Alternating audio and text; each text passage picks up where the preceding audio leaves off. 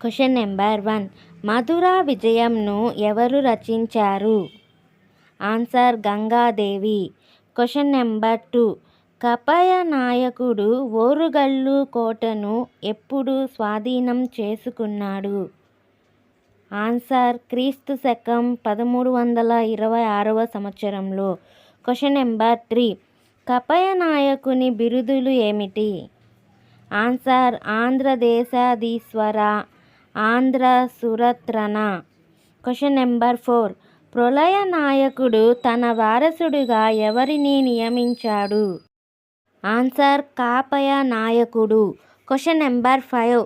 క్రీస్తు శకం 1347వ సంవత్సరంలో గుల్బర్గా రాజధానిగా బహమనీ రాజ్యాన్ని స్థాపించినది ఎవరు? ఆన్సర్ అల్లావుద్దీన్ హసన్ గంగు బహ్మన్ షా.